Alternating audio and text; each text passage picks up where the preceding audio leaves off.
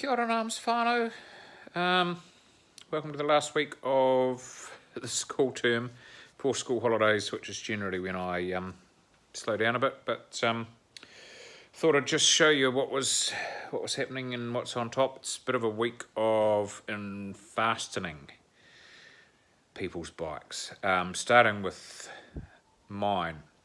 So those of you who follow me on Instagram, if you don't, you should, because I put lots of different stuff up there. This is my own GS160, and over the years I've finally built up this engine, which is a Velocity 210 from a PX. We've modified it, the GS cases to take them, and we've also put a bloody great carburetor directly into the crankcase, running a reed, so see it all there, all welded in nicely, and that thing goes a treat.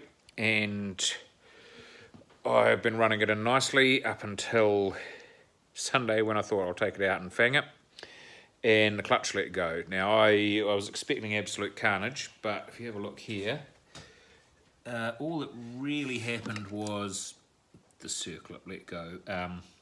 This is what happens when you put standard parts on faster engines. There's always going to be a weak link.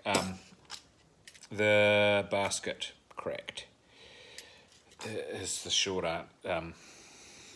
story. That cracked. The circlip let go, and it all went boom, and the engine stopped. I was expecting a lot worse. Really, all I got was a lot of cork off the friction plates through the engine, so I'm not going to split it. I washed it out with petrol.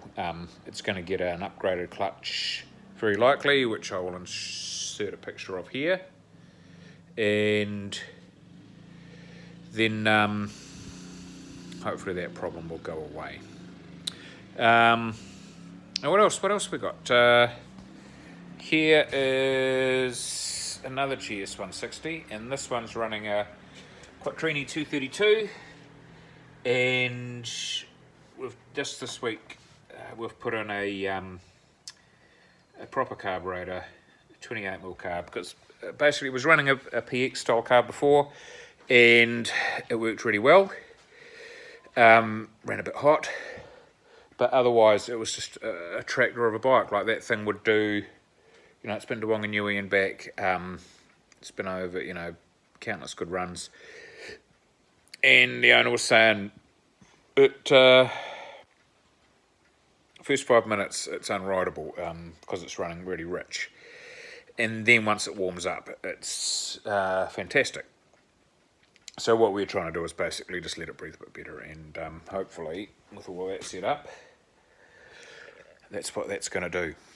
And what else we got? Bloody postage. So frickin' postage. I've had parts on order for people, and God bless them, they were the nicest people. And no one, 6 weeks to get here from Germany on something which I paid a lot of postage on. But they're here now. So anyway, that contains the piston for Brett's GS160. So that'll go and get rebored this week, hopefully, and then that engine is together and done. And sitting next to it, that was my old original engine out of the my GS, and I've run that thing for like the better part of 20 years in different incarnations. And the last one, can you see? That's the dry balls reed conversion with the PX carb and the modified airbox on a standard cast iron SS180 barrel that's been bored to take a velocity piston. So that's 221, I think.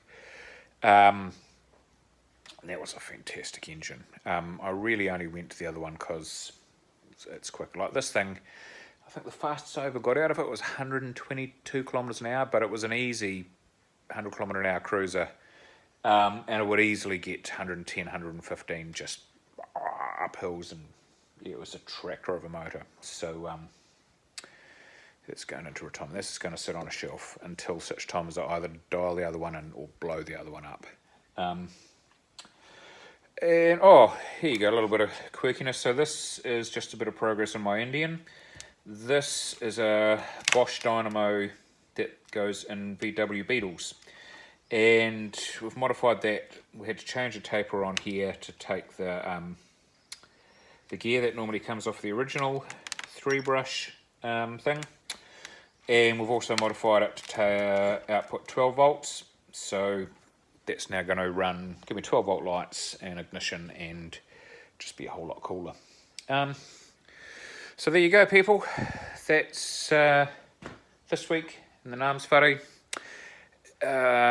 Auckland, our hearts go out to you. You're still on level 3 and there were extra COVID numbers today, so man, you're doing it tough. Don't think we don't appreciate it. All right, team. Be good to each other. Ka kite no.